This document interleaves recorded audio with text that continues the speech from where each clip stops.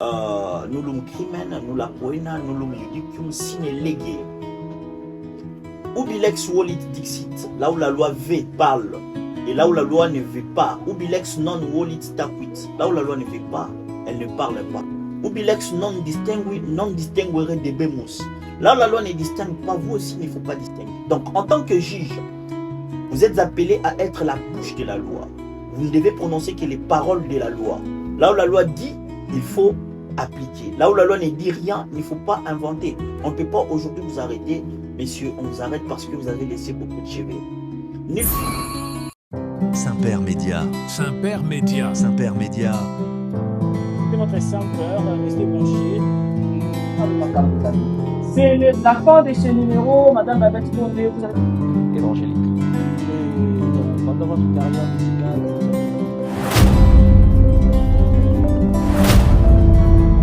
Saint-Père Média. Saint-Père Média. Saint-Père Média. la famille, c'est votre Saint-Père. Soyez les bienvenus dans notre nouveau numéro, Les Savoirs pour tous. C'est une émission qui met à votre disposition des connaissances dans les différentes matières afin que la population congolaise, mais aussi la population mondiale, bien évidemment, soit informée et remplie du savoir. Aujourd'hui, pour l'ouverture de cette émission en temps entendu, nous avons l'honneur de recevoir un expert en droit. On va nous parler d'une notion très capitale relative au droit pénal. Aujourd'hui, nous vous présentons ensemble Maître William Ngiata. Maître William Ngiata, bonsoir. Bonsoir, monsieur, Dieu merci. Vous vous sentez bien d'être parmi nous? Je me sens très heureux de passer à la chaîne Saint-Père TV avec un confort irrésistible et je tiens d'ailleurs à vous féliciter pour ça. Vous avez tant entendu, vous êtes bien branché chez Saint-Père TV. Alors, vous ne serez pas déçus parce que nous allons aborder une notion très importante au point que la population dans sa généralité, beaucoup plus la population congolaise, a besoin et a intérêt d'en maîtriser les méandres.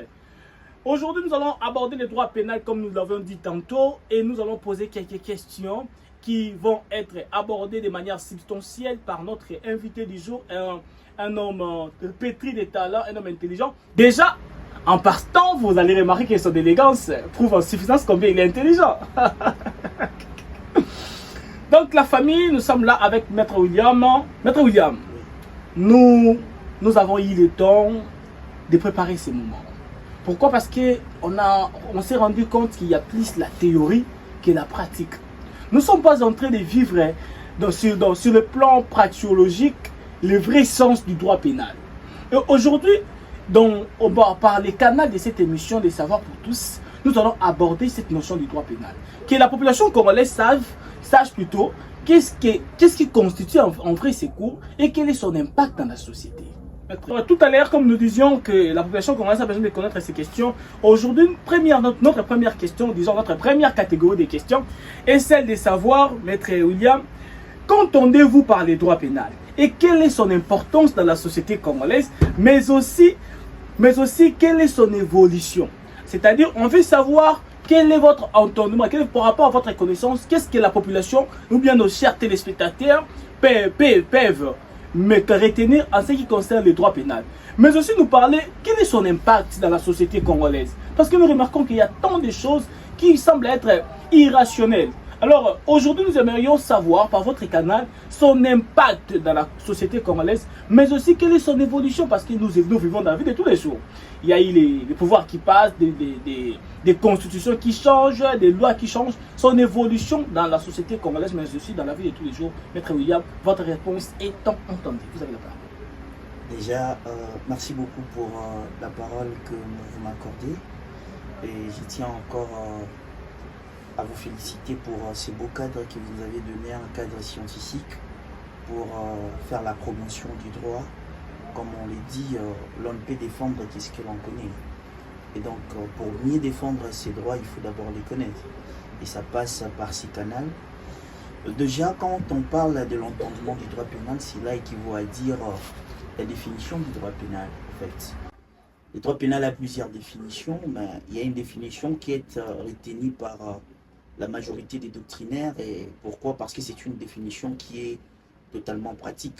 Le droit pénal est défini comme une branche de sciences criminelles qui traite des infractions et des peines dont l'élément essentiel est la détermination des faits punissables, mais aussi les sanctions qui leur sont applicables tout en tenant compte de la preuve. Autrement dit, dans la définition que je viens de donner, vous allez constater que c'est pratique parce que nous sortons voir toutes les parties du droit pénal. Nous avons notamment la loi pénale parce que l'on peut parler de infractions ou encore de peines qui ne se trouvent dans la loi pénale. Et il y a aussi la sanction, c'est-à-dire en droit pénal, il y a une partie où on étudie la sanction. Il y a aussi la preuve, mais aussi la personne qui commet l'infraction est appelée délinquant. Donc, dans cette définition, on sort toute le partie du droit pénal. Mais il est très important que nous fassions une nuance entre ce que l'on entend par incrimination et infraction. Ce qui est prévu dans les textes, dans la loi, ce ne sont pas des infractions. Ce sont des comportements antisociaux qui sont interdits dans un texte. C'est-à-dire, on constate un comportement qui amène les désordres dans la société. C'est ainsi que le législateur prend ces comportements et incrimine, interdit ces comportements dans les textes. Mais l'infraction n'est rien d'autre que le fait de l'homme. Lorsque vous, en tant que personne, vous faites ce que la loi interdit, votre comportement n'équivaut pas à ce que la loi dit, automatiquement vous commettez une infraction. C'est ainsi qu'on définit une infraction comme étant la violation de la loi pénale. Voilà en quelques termes concernant la définition du droit pénal. Mais quant à son importance dans la société, c'est une question très pertinente. Très pertinente parce que l'importance du droit pénal dans la société, c'est là une importance triptyque. D'abord, une importance sociale, une importance du point de vue droits et libertés fondamentaux des citoyens, mais aussi une importance par rapport à d'autres branches du droit. L'importance sociale, vous savez, l'infraction, lorsqu'on viole la loi pénale, cela trouble l'ordre public. Et l'ordre public est cristallisé par 4 éléments. Nous avons la moralité publique, la sécurité publique, la salubrité publique et la tranquillité publique. Vous êtes là de passage, quelqu'un qui fait des injures publiques. Même si vos enfants sont là, cela va les atteindre. C'est ainsi que les droits pénals, tout ce qui est prévu dans les droits pénals, ça permet de protéger d'abord la société dans son entièreté. Deuxièmement, ça permet de protéger les droits et libertés fondamentaux des citoyens.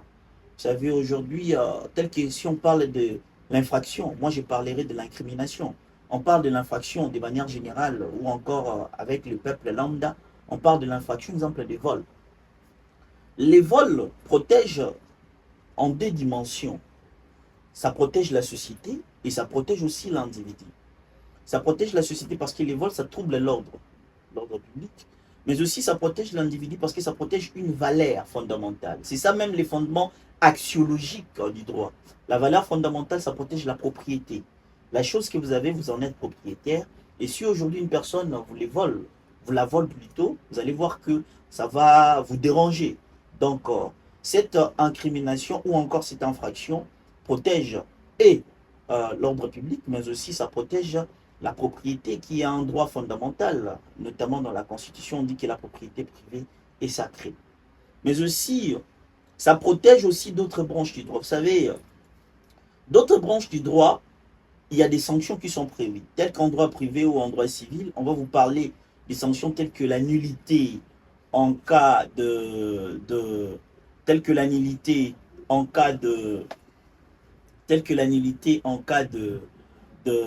d'un contrat qui n'a pas respecté les conditions énumérées dans l'article 8 du Code civil livre 3.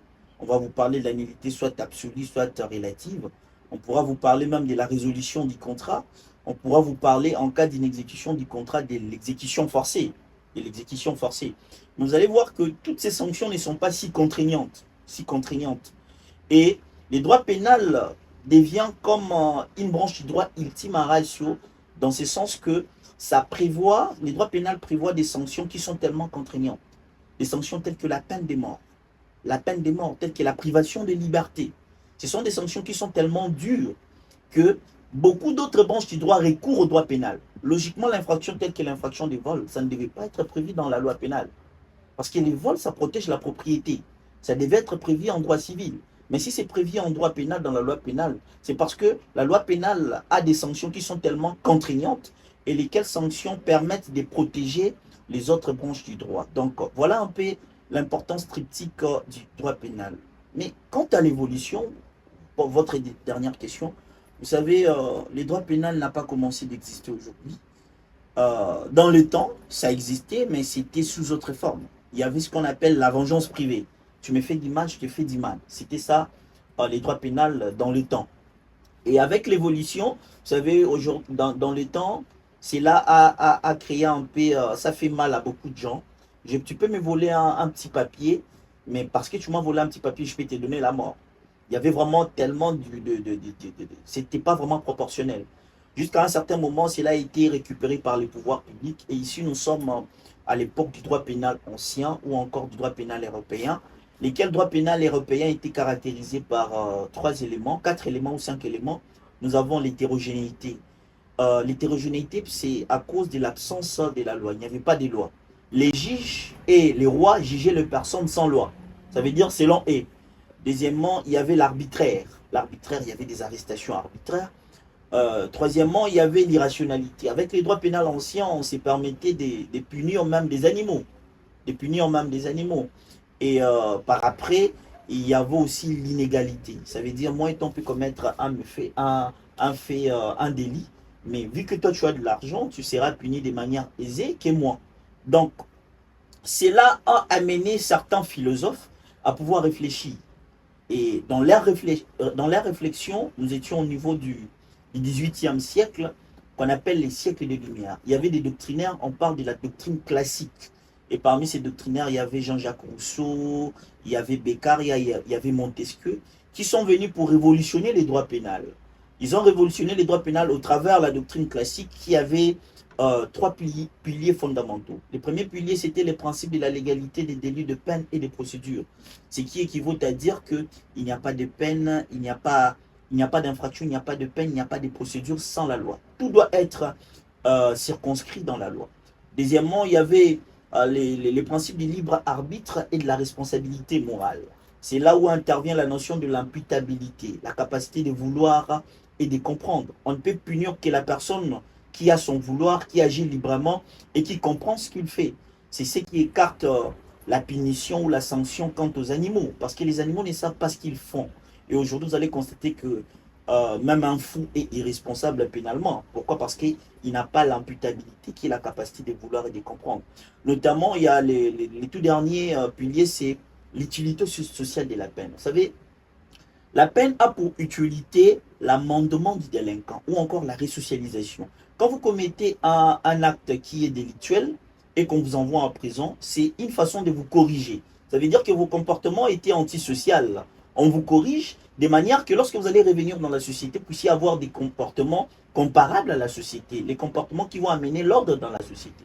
D'où l'utilité sociale de la peine, c'est juste la resocialisation du délinquant.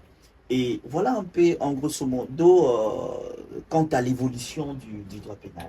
Oui, nous avions compris que le droit pénal, nous avons compris par sa définition bien explicitée par notre invité du jour, nous avons compris son importance au sein de la société, mais partons de son importance. Maître William, soyons sérieux quand même, comme nous avions souvent l'habitude de le dire. Est-ce que cette importance de protéger la chose, de protéger tout ce que vous avez venu de dire, est-ce que dans la société congolaise, chez nous, avec notre politique, est-ce que réellement, partons de votre théorie, vous constatez vraiment que les droits pénaux est d'application? Voilà, il y avait un auteur qui avait dit que c'est beaucoup plus évoqué en droit constitutionnel, mais rien n'empêche que je puisse l'évoquer dans le cadre de cette intervention, que les droits constitutionnels, c'est un droit pratique. Moi, je dirais même que le droit pénal, c'est un droit pratique. Ça veut dire qu'il y a des érosions entre ce qui est dit, les textes, mais aussi avec la pratique. Et je pense que si nous avons besoin d'une justice équitable, d'une justice vraiment juste, les gens ou les personnes qui sont appelées à dire les droits, parce que Montesquieu disait, les juges est la bouche qui prononce les paroles de la loi. Les juges ne peuvent prononcer que ce qui est prévu dans la loi.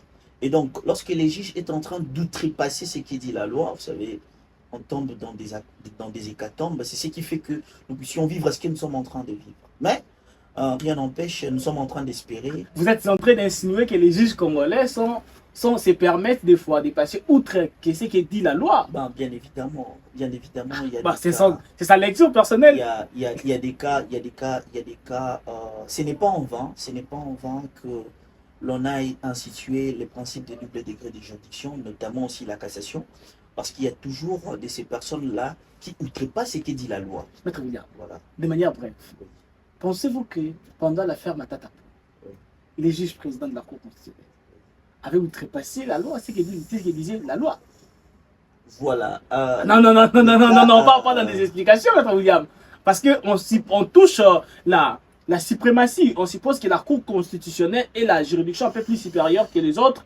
Alors, pour ne pas tomber dans des complications de double degré de juridiction, présentons-nous directement devant la Cour constitutionnelle. L'affaire, précisément l'affaire Matata Ponyo. Parce que c'est l'une des affaires de l'époque qui a créé trop de débats scientifiques. Parce que des hommes scientifiques ont suggéré que la loi, la procédure n'avait pas été respectée. Or, parmi des principes, vous avez parlé des principes comme la légalité des procédures. Évidemment. Et c'est la légalité. On suppose que la procédure est prévue dans un texte. Alors, pendant l'affaire Matata Ponyo, qui est aujourd'hui exilée, pensez-vous que la procédure ou bien la loi pénale a été respectée? Bon, déjà, je tiens à signaler que on est en train de passer sur votre chaîne, on a cette facilité de tenir parole. Je pense qu'à un certain moment, il y a cette facilité par rapport à l'expression de la parole. Je pense que quant à votre question concernant les cas des Matata Ponyo, la Cour, moi j'estime que la Cour est compétente de juger Matata Ponyo. Pourquoi? Parce que il y a un principe en droit, le principe de la cristallisation de faits lors de la commission de l'infraction. C'est ce qui fait que lorsque vous commettez une infraction, le fait reste statique dans le temps et dans l'espace. Aujourd'hui, vous êtes majeur, vous avez 25 ans, mais vous avez commis un fait lorsque vous étiez mineur. Ça veut dire que le fait là reste dans le temps, ça ne change pas la cristallisation de fait lors de la commission de l'infraction. Si on doit vous juger, par rapport à la juridiction compétente lorsque vous étiez enfant. Ok. Et les faits tels que commis par Matata Ponyo, c'était les faits commis lorsqu'il était encore Premier ministre. La question est reposée. Je repose ma question. Pas de problème, allez-y. Je parle de la procédure. Vous vous souvenez encore du débat entre. Il s'appelait comment le président, le juge-président Kamoulet, t'as dit de Kamoulet, si je bien évidemment. Celui qui avait chapeauté la composition. Oui. Il était comme juge-président, si je ne me trompe pas. Et les débats persistants entre lui et Kamere. Oui. Concernant Kamere, il supposait que la procédure des demandes de levée des immunités devait être respectée. C'est-à-dire, la Cour constitutionnelle devait passer par l'Assemblée générale, l'Assemblée nationale, allais-je dire, afin qu'on puisse, l'Assemblée nationale, comme parce que Matata Ponyo détient encore par les principes de la personnalité, quelque chose de ce genre, nous sommes ici journalistes, on devait d'abord lever ces immunités avant qu'ils puissent aller comparaître. Et selon certains, les gens ont pensé que ces principes n'avaient pas été respectés, raison pour laquelle l'Assemblée nationale n'a jamais été pour la décision prononcée par la Cour constitutionnelle. C'est ça la question. Qu'est-ce que vous en pensez? Est-ce que la Cour constitutionnelle a tous ces droits-là de ne pas passer par l'Assemblée nationale, de ne pas respecter la qualité du député national qu'il était pour directement poursuivre l'affaire de Matata Ponyo? Bon, je pense déjà la qualité de Matata Ponyo après avoir été Premier ministre, il était devenu sénateur. Il était devenu sénateur, il siégeait au niveau du Sénat. Et comme vous le savez, pour poursuivre un sénateur, il va falloir faire ce qu'on appelle la demande d'autorisation d'abord pour les enquêtes, pour enquêter. Deuxièmement, la mise en accusation. Cette procédure a été respectée au niveau du Sénat, parce que c'était un sénateur.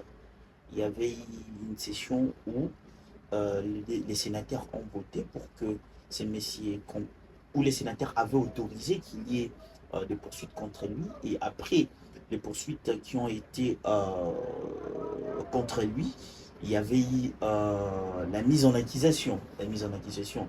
Donc, au stade actuel, nous pensons que la procédure a été respectée. Donc, pendant cette affaire, il qui était est- sénateur ou député national?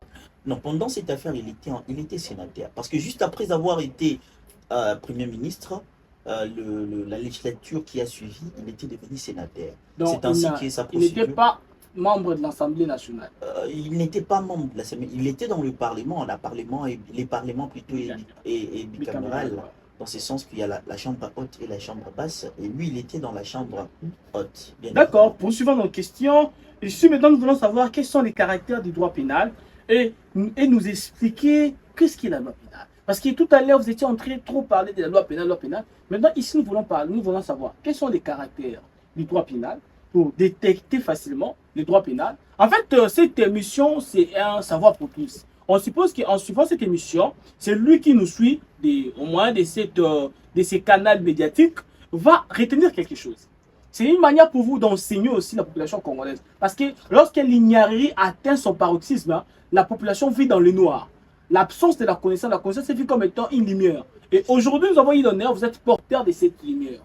Aujourd'hui, vous portez cette lumière. Maintenant, veuillez nous expliquer en quelques mots, soyez bref, les caractères du droit pénal, mais aussi nous expliquer qu'est-ce de la loi pénale. Voilà, merci déjà pour cette question aussi pertinente. Moi, au début, vous avez félicité. Pourquoi? Parce que ce sont des émissions qui participent à l'éveil juridique, parce que l'on ne peut défendre que ce que l'on connaît. On doit connaître les droits. Et cette émission a un caractère vraiment pédagogique. Déjà, quant à la question relative au caractère du droit pénal, le droit pénal a trois caractères. Premièrement, c'est un droit qui est légaliste, qui est légal. C'est-à-dire, c'est un droit qui est circonscrit dans les cadres d'un texte, dans les cadres de la loi. Et par rapport à la loi, par rapport au droit pénal, les juges ne peuvent que prononcer ce que dit la loi. Donc, c'est vraiment légaliste. Deuxièmement, c'est une branche du droit public parce que ce sont des relations entre les gouvernants et les gouvernés. Vous voyez, ceux qui ont le pouvoir public, notamment les juges, ils ont le pouvoir public. Et les personnes qui sont en train de juger. Et troisièmement, le droit pénal a un caractère strict par rapport à son interprétation. L'interprétation de la loi pénale est circonscrite dans les cadres de la loi pénale. Ça veut dire que la loi pénale prévoit elle-même comment on doit l'interpréter. Et l'interprétation doit être stricte. Vous savez, le droit pénal ou encore la loi pénale, c'est un droit dangereux. Parce que le droit pénal ou la loi pénale peut vous donner la mort. Et un juge, lorsque vous n'interprétez pas bien la loi pénale, vous pouvez condamner une personne à mort inutilement et par après, vous allez vous rendre compte que vous avez commis une erreur. Mais attention, l'erreur commise, est-ce que vous allez réparer cette erreur? Parce que la personne qui est partie ne reviendra plus. Raison pour laquelle même l'interprétation de la loi pénale est circonscrite dans les cadres de la loi. Donc le législateur prévoit la manière dont on peut interpréter la loi pénale dans la loi pénale. Et l'autre question... Et là, vous étiez tantôt disant que vous précisez les caractères, mais aussi vous avez y abordé largement la loi pénale. Maintenant, nous aimerions savoir comment, du principe, parce que le principe a été abordé, je vois la profondeur de la connaissance, c'est-à-dire à une seule question, toutes mes questions ont déjà été abordées, mais nous aimerions aborder chacune d'elles parce que la spécificité en fait toujours exception. Alors, nous voulons savoir du principe de la légalité des délits, peines et procédures. Voilà. Déjà, quant à la loi pénale, comme on a dit que l'émission a un caractère purement pédagogique, on aimerait dire que la loi pénale, il y a d'abord ce qu'on appelle l'inventaire de la loi pénale. L'inventaire de la loi pénale, ce qui équivaut à dire la subdivision de la loi pénale. Nous avons la loi pénale du droit pénal général qui renvoie au code pénal. Les codes pénals congolais, de manière circonscrite en RDC, les codes pénals congolais qui a des livres. Les premiers livres qui abordent les principes fondamentaux applicables à toutes les infractions et les peines. Et le deuxième livre qui aborde la spécificité de chaque infraction, mais aussi des modes de répression de ces infractions-là. Et après la loi pénale du droit pénal général, nous avons des lois complémentaires. Les lois complémentaires, ce sont des lois qui viennent compléter la loi pénale du droit pénal général, ok, parce que les codes pénals que nous avons, c'est des 1940.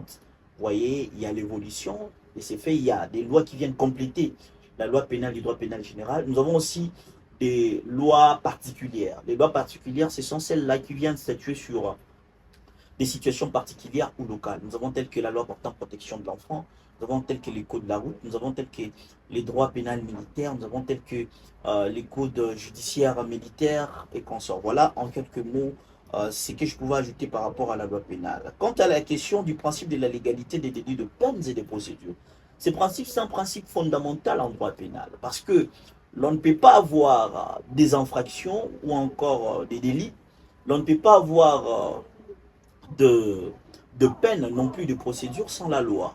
Sans la loi. Et ce principe-là est résumé par une maxime latine nullum crimen, nulla poena, nullum judicium sine lege. Ubilex volit dixit, là où la loi veut parle, et là où la loi ne veut pas. Ubilex non volit taquit, là où la loi ne veut pas, elle ne parle pas. Ubilex non distinguere debemus, là où la loi ne distingue pas, vous aussi il ne faut pas distinguer. Donc en tant que juge, vous êtes appelé à être la bouche de la loi. Vous ne devez prononcer que les paroles de la loi.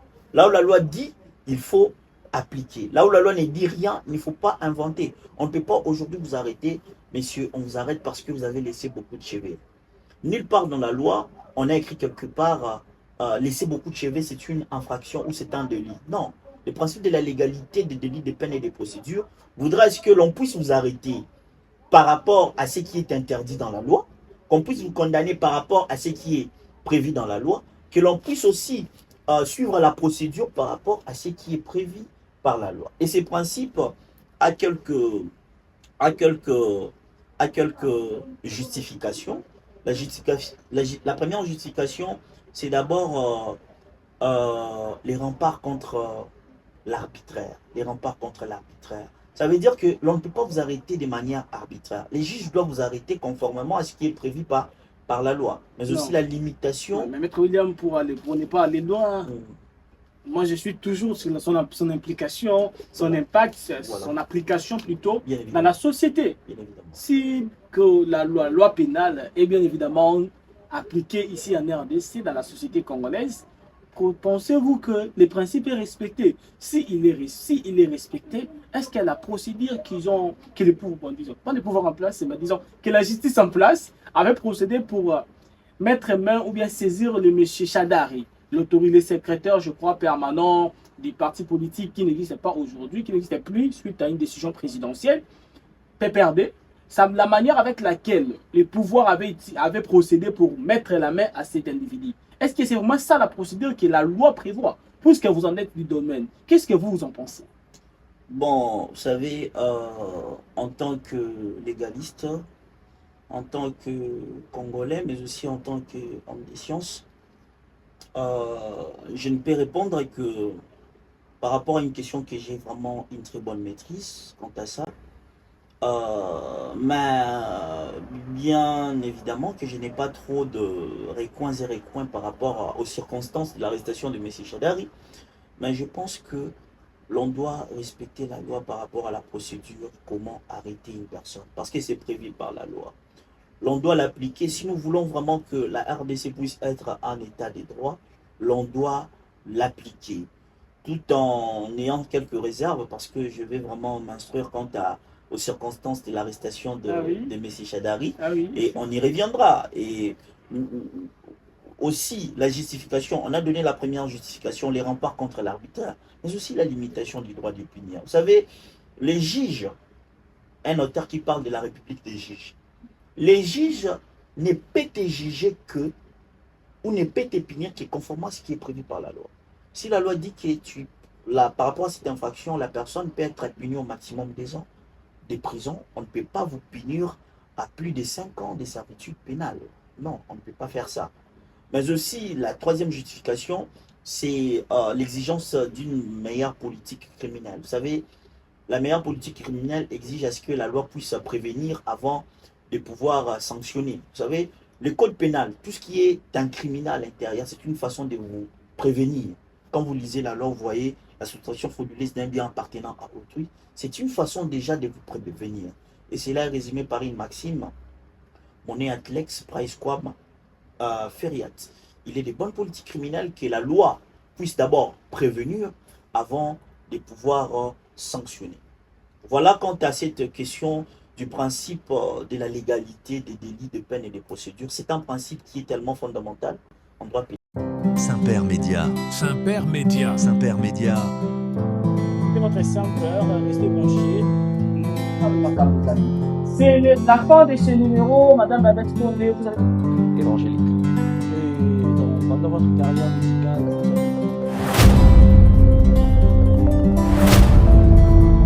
Saint-Père Média. Saint-Père Média. Saint-Père Média.